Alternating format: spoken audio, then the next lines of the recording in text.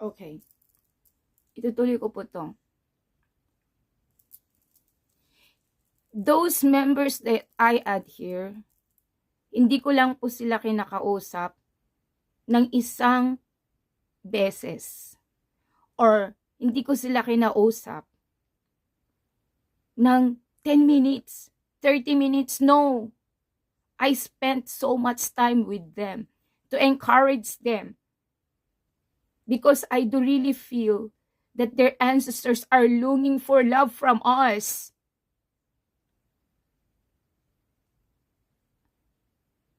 You are really good in principle. But did you ask to yourself that you are applying the principle?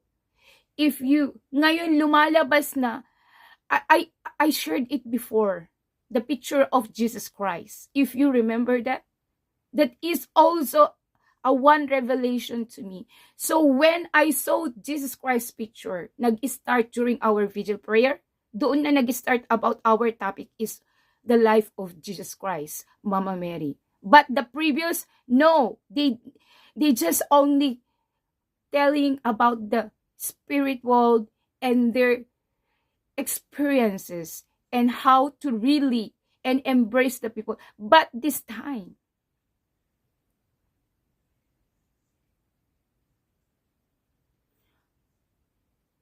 yung pag-share ko po sa inyo, Nis, pag-type na lang po. Hindi ko lang po yan tinatype. That is really coming from my heart. And those are things na na-experience ko in that 23 years here in Fatherland. Alam niyo po kung talagang nafe-feel niyo yung heart ni Heavenly Parents, nafe-feel niyo yung heart ni True Parents, nafe-feel niyo yung heart ni Jesus Christ, at nafe-feel niyo kung gaano ang hirap ni Demonim, Hansinim, at Yudsinim na i-educate ang ating mga ancestors and those resentment ancestors and those central evil spirit. Kahit di ka na matutulog, kahit hindi ka nakakain, may isi-share mo talaga.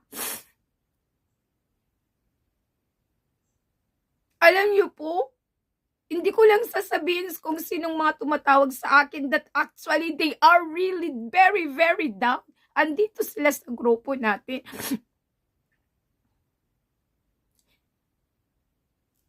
I gave up my job. Because I do believe that God, that Heavenly Parents, during the Corona, the COVID time, alam niyo lang po kung anong tulog ko? 1 hour, 2 hours, pinakamahaba 3 hours po. Minsan din na po ako natutulog. Kasi hindi ako lumalabas eh.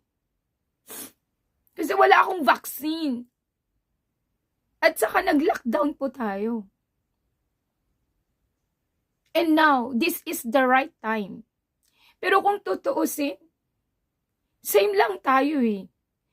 Kasi wala nga akong anak, pero I am doing witnessing and I don't earn money. But you, because of your job, you cannot do some witnessing. So it's okay for me. Wala po yun sa akin. Wala po akong inuoberan na mga leaders.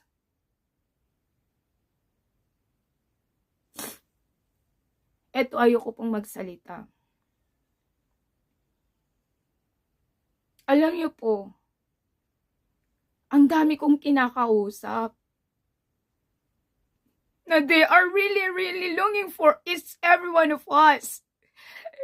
How can we restore them if you just only applying the principle from your mind and you don't applying from your heart? So that's why, sabi nga dito,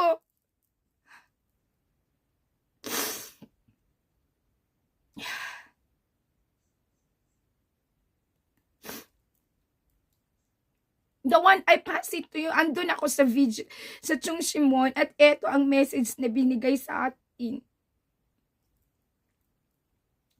We need to resonate with the heart of Heavenly Parent. Then, motivate by that heart. We can embrace everything in the universe.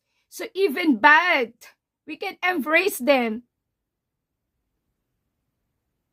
If you really wanted to restore the whole nation, restore first yourself. Restore first ourselves. Restore first our family. Restore first, liberate first all your ancestors. If you liberate your ancestors, you could really feel my heart now.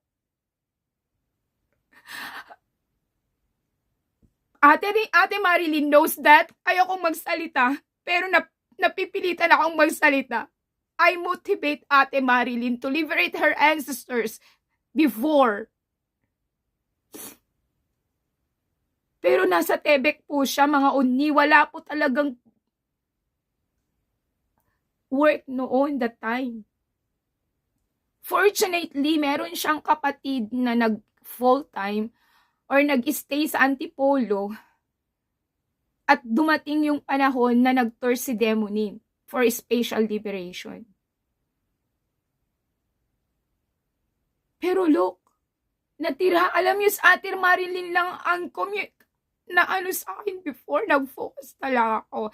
Look what happened to Ate Marilyn. She liberated her ancestors. And not only that, I really wanted. Kasi ang ano ko kay Ate Marilyn, hindi lang po siya a blessed members. I considered her as my sister. All of you are my sisters, my family. Alam niyo po, kung pera lang ang pag-usapan, pinahiraman ko sa atin ang malaking pera before just to liberate only her ancestors. Hindi din ako yung taong nagpapa-interest pag ako yung nagpapautang ng pera. May mga pinautangan pa ako to liberate their ancestors na hindi pa ako binayaran. But I ignore them. Kaya ko pang, hindi ko lahat sasabihin sa ito. Kahit tsunmanon before, para lang ma-renew ang kanilang mga visa. Pinapahiram ko po yan. Ganyan ko kayo kamahal. Pero because of something reason, hindi na talaga ako nagpapahiram. Pero dahil nakita ko pa rin yung sister, yung unni na yun, na grabe ang kanyang determination, pinahiraman ko pa rin. Kahit sasabihin hindi na ako magpapahiram. Ang sakit sa puso, di ba? Alam niyo po, pasalamat tayo kay may mga sister tayo na still they are trying their best to lift up our fellow blessed sisters who are trying to share their testimonies and their experiences. Wala namang mag-share dito kung hindi talaga na totoong nangyayari sa buhay. Di nyo ba alam yung pinagdaanan ko? Di nyo kasi alam eh. Kasi pag nakikita nyo, I am very happy outside. But in my heart, in my soul, ang dami kong pinagbabayaran. Pero never akong nag-give up.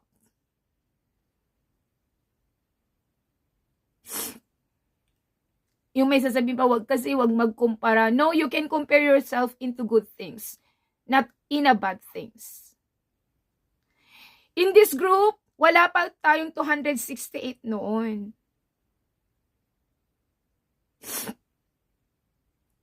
Pero alam nyo, kasi nga na full storage pa, napapansin ko na lang that time na nagsishare kayo.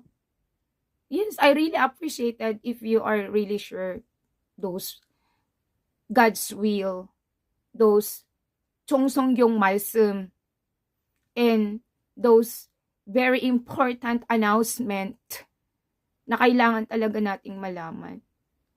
But you know what, mga unis? Aminin po ninyo dito, lahat ng member po dito is not all active.